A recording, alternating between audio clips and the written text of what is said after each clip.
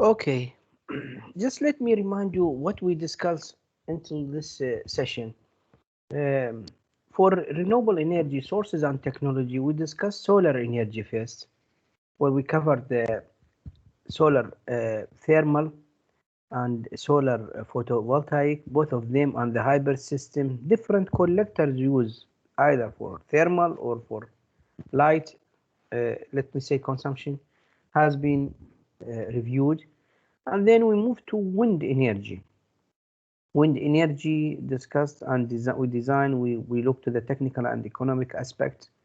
Then we move to hydro. Uh, we discuss hydro and then the ocean energy, where we discuss the tidal energy and wave energy, and we introduce the OTIC till today. Okay, I will continue with the OTIC. This week we will continue our discussion with OTIC. Today I will expand the information about OTIC. And next session, the second part of this lecture, let me say, will be technical and calculational. We will use different equations to see the performance and behavior of OTIC system. Um, so let me start introducing the part here by talking about some data from International Energy Agency.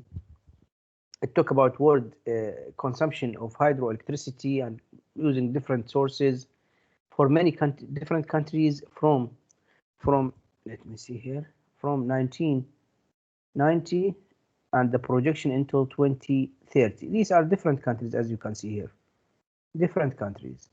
But what we want to come up from, and this is definitely the BTU, British Thermal Units, I'm talking about the energy. Now, what we can see from this figure, that the energy for these countries are going up with time, which is expected because of the growth of population, of the industry, and so on. Okay.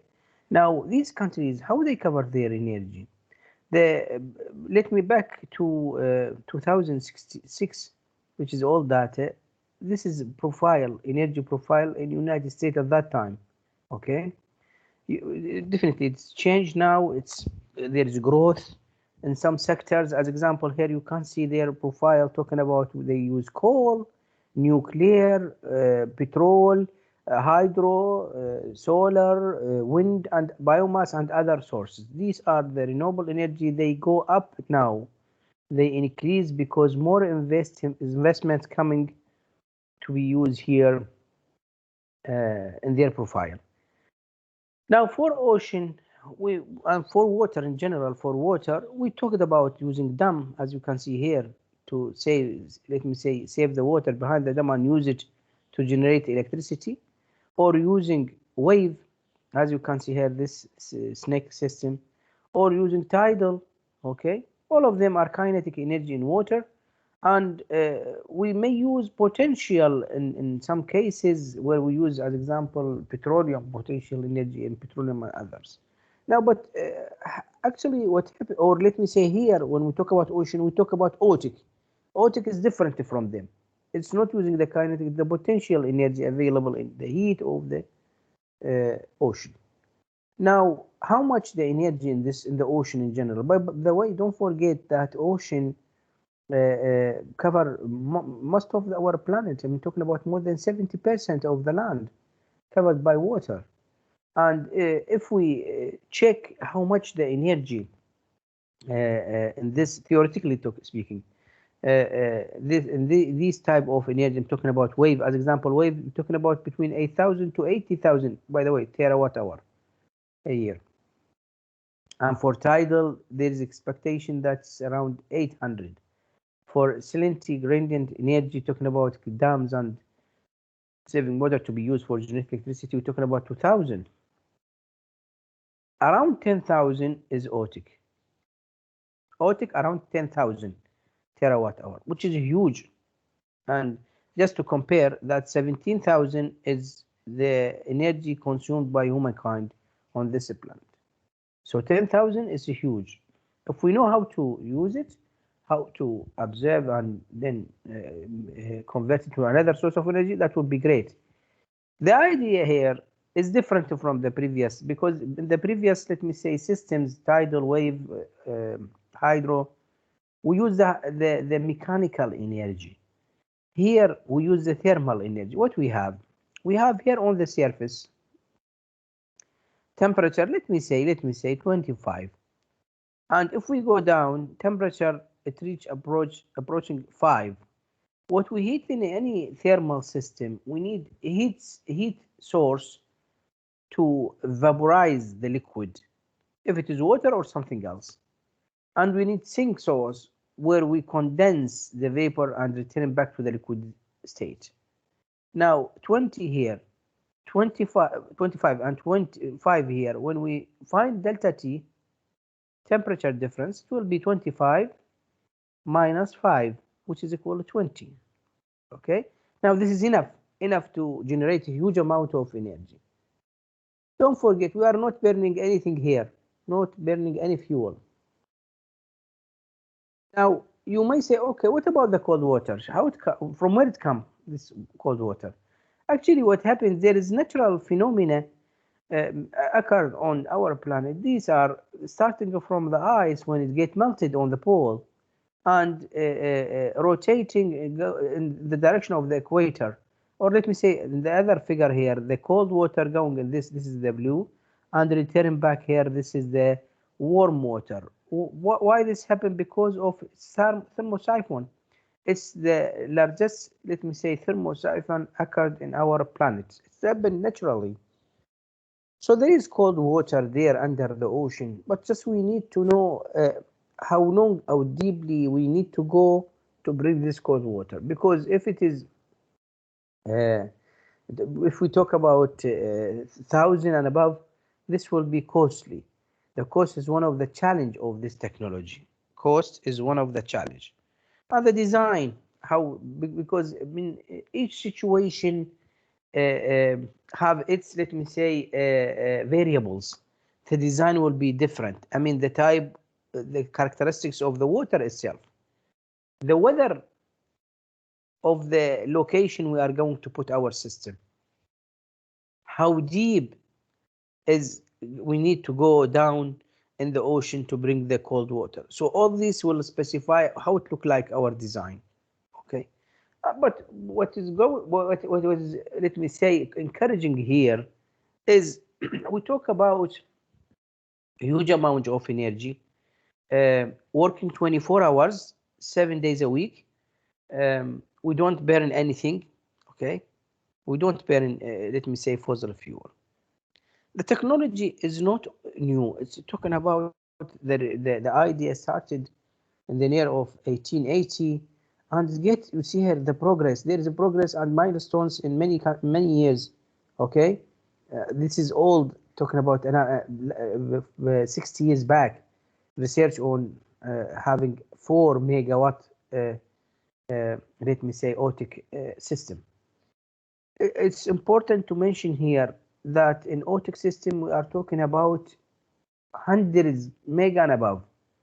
Okay, we are not talking about small, let me say, system which produce, as we will see later, that the energy we're talking about thousands, even thousands of mega. How it look like the system from the top? It look like this. See here, stage in the ocean, just a stage. What is the equipment? It's below in the ocean itself, as I will explain in the next few slides. Now you may say, okay, why it taking so long? Many reasons. One of them, energy independence. Energy independence is not urgent now for many countries. Okay, and what I mean by energy, I mean independence. It means that countries depend on others to bring their energy. Okay, dependence. This is independence. They don't depend on others. They try to create their energy from, or to utilize their energy inside their lands. Okay, now some countries they look to this feature. I mean, the independence, and some of them they are not interested. It doesn't matter if they bring, let me say, their needs, or oil or gas or whatever the source of energy from other countries. Global warming. We will talk at the end of this semester about global warming, climate change, and how this linked to energy. But till today, many countries are not taking it serious. As we will see later on, that as example, United States till today they did not ratify to the international, let me say, treaties, the Kyoto protocols and others. Another issue is uh, oil prices is fluctuating, okay, and the issue here, which is a new and happened recently, talking about 2014. You know, we have economic crisis in 2008 and then 2014. In 2014, the oil price is going down, okay, and it fluctuated, and it reached less in the range of $20 plus minus. This kill actually the economics for many countries, okay, but still some countries depend on this, even if it is fluctuating. By the way, fluctuation is not good. It's very dangerous for the economics.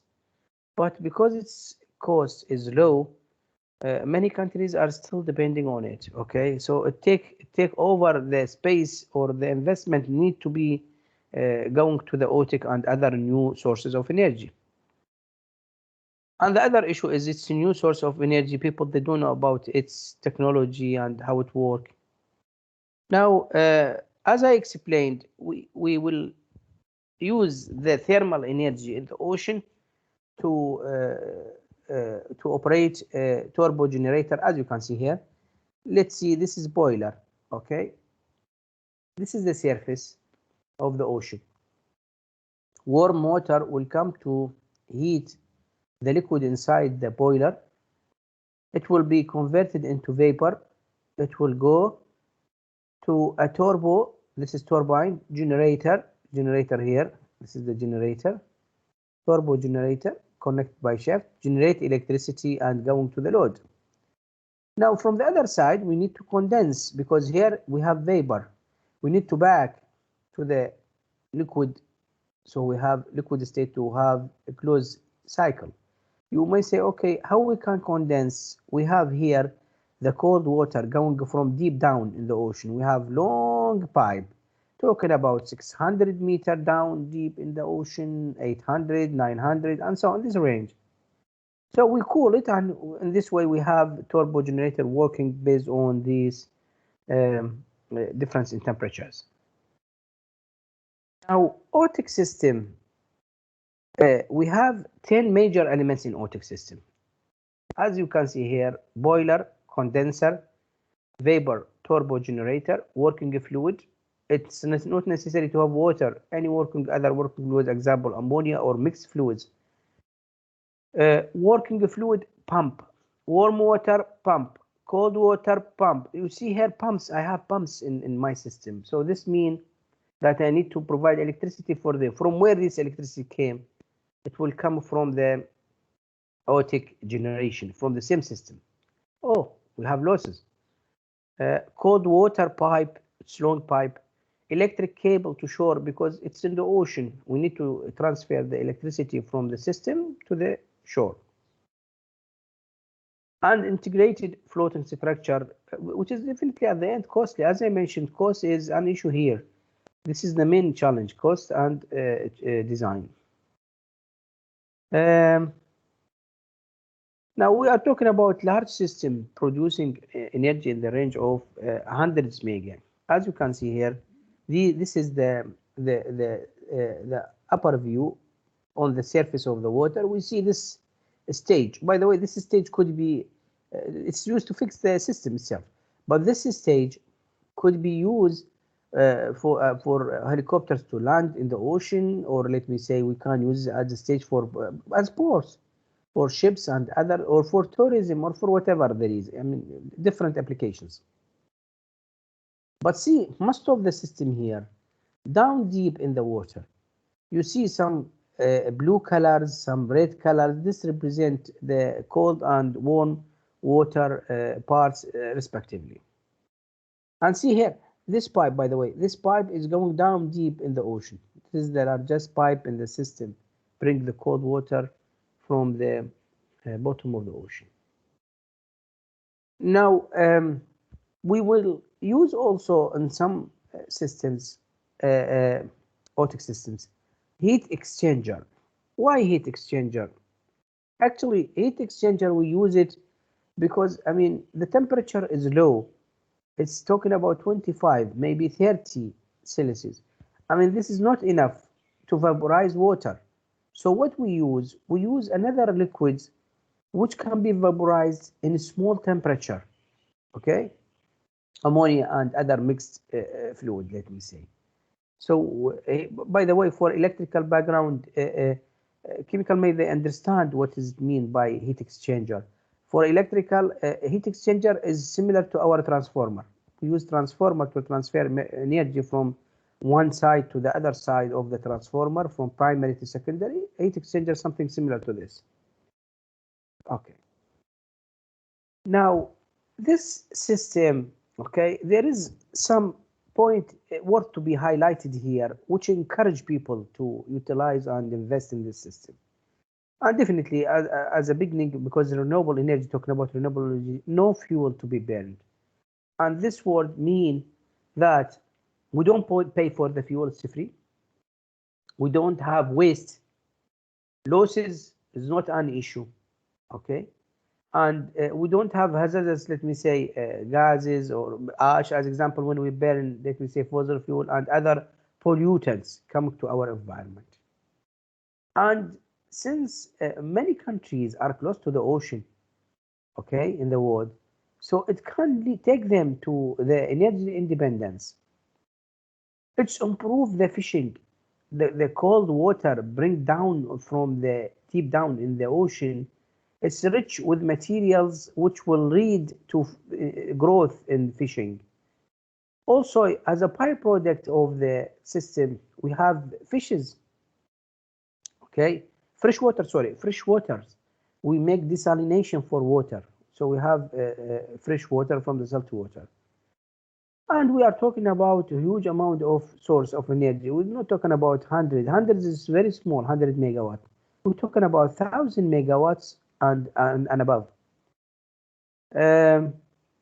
Also, one of the points is there are many byproducts coming from the system. Example, we produce hydrogen as a fuel from the system, methanol as liquid for fuel, and ammonia for fertilizer, and many other, let me say, byproducts. You can see here, it's not only the warm water and produce electricity. No, it's desalination, fishes, and many other byproducts. So this system, we will not call it 2-in-1 or 3-in-1, 10-in-1 and above.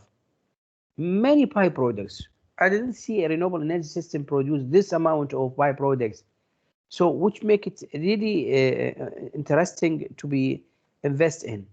Here in this table, I'm just showing a 100 mega system, OTIC system, 100 mega. It's not producing only electricity. As you can, these are numbers you can see and how much the benefit coming from them. Okay, but it's we produce from the system oxygen, nitrogen, ammonia, hydrogen, methanol, fresh water, fish, and you can see how much from this 100 mega. And what is the cost at that time? I mean, when these are data taken from one of the sources, but just to let you know that this system is really producing many byproducts which encourage people to invest in this system. Now, the study of renewable energy sources in Oman 2008, the report by the Authority of Electricity Regulation, they mention that there is possibility, but studies are essential to decide. There is interest by some companies. This is in 2019. Ocean Thermal Energy Hall promises for Oman. They did some investigation and seminar. This is to encourage the government and the companies to invest in OTIC system. I also wrote about it in 2011 and how important to investigate more to see if it is costly justified or not. Okay, this is from my paper 2011. Some of researchers also they mentioned that it's worth to start with the pilot project or the pilot project 5 mega in this range. So you see, pilot, usually when we talk about pilot, we expected a small system. For OTIC, at least 5 mega. You see, they're talking about large systems we're comparing with other systems. And the relationship between temperature and the depth is important here. Let's assume, okay, this is graph will explain. Here is the surface. It means depth is 0. Temperature in this range, 25. We go down deep, we can see that the curve will go in this direction. It means, you see here, at 100 meter, temperature is this. At 200 here, at 400 here, at 500 here, until reach, as example, at 600, it's 5. 5 and the 25, the difference between them is economically justified. Okay, we're talking about large amount of energy produced, but also it's worth to mention that we have hot and cold reservoir, or hot water and cold water. Okay, you know, to produce electrical energy at the end, or thermal, which lead to electrical, the input here, okay, to produce the output, we need to reject part of the energy. Okay, and in general, in thermal, this will be introduced and we will drive it later. Okay, what we call it Carnot efficiency. Carnot efficiency is equal to 1 temperature for cold over temperature for hot, or another way, temperature hot minus temperature cold over temperature hot. Okay, now this difference in temperature, which is in the range of 20, which make my efficiency is low. Our efficiency, sorry, 20, which make our efficiency is low. We will drive it later on and talk about it. So we expect this system, OTIC system, have low efficiency. Now, let me just remind you with the efficiency. I always try to revise efficiency with you. For solar photovoltaic, for amorphous, less than 10% efficiency. For polycrystalline, monocrystalline, amorphous, multicrystalline, we have in the range of 15 to 20%. For wind, we're talking about 25 to 45%. For hydro, we're talking about 75 to 95%. What about OTIC? OTIC, we are talking about 2 to 5%. Now you may say, oh, as engineer, this is not good system. In general, you can say this, but not about renewable energy, because in renewable energy, we don't pay for the fuel. Fuel is free. In general, fuel, mainly in general, or in general, the fuel is free here. So efficiency is not an issue. Cost and how much the production is the issue. Now, OTIC system, there is two ways to utilize OTIC system. Either we use the hydraulic because of the OTIC, let me say, principle, or vapor. Mainly today, people are using vapor turbine. But it's worth to mention the hydro, just to know how it works. Different system. This is one system. You see here they have well shield, okay, and turbine here, and the warm water will produce the steam. But we need condensing water. Cold water will come through this well to condense. It's the same, something similar here. You see the steam coming here, okay, because this is the warm water and the steam going up.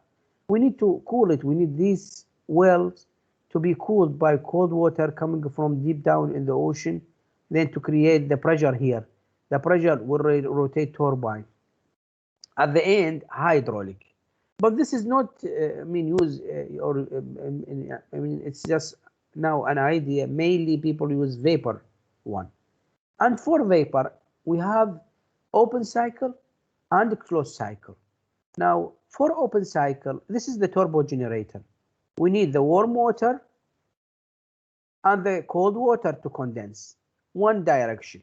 By the way, we don't consume water here because just we take the heat from the water, use it, and return it back to the water. We don't consume water. The heat itself will return back, and so on. Okay. Now, sometimes we may use heat exchanger at the output here. Okay, still it's open one direction, and we use the water only to desalinate to produce fresh water at the output. Okay. For close, C and D are close and hybrid. For close, we will not use the water itself to vaporize it and so. No, we will use another fluid. So we need heat exchanger on the input, heat exchanger on the output. Warm water coming here to the heat exchanger. Ammonia will vaporize, rotate turbo generator. Here will condense and return back by the pump to rotate in a closed cycle. The same ammonia will rotate in a closed cycle. We may use hybrid. We started with warm water to one heat exchanger. Okay.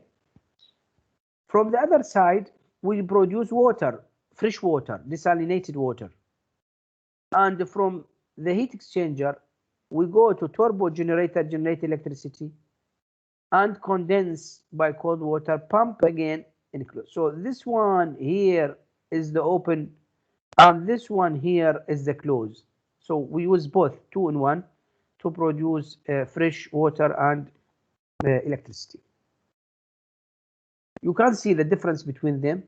This is the open cycle, and this is the closed cycle. In open cycle, we have only boilers. We don't have heat exchanger, as you can see here. We have heat exchangers for the warm and for the cold. This is to tell me that this is a closed cycle system. Now, the process is very simple. I try to put them here in steps. First, we power input to the pump to start process. Then fluid pump pressurized and pushed working fluid to evaporate. We produce vapor. And then heat addition from hot water source used to evaporate working fluid and rotate it from the heat exchanger to rotate the turbo generator. We produce electricity. And after that, we need to go to the next heat exchanger to use the cool water to condense, and we have a closed cycle, and it's return itself again and again. Now this is how it looks like the system. This is the warm water heat exchanger. This is the cold water, the heat exchanger, cold water and heat exchanger, as you can see. Okay, I will stop here. Okay.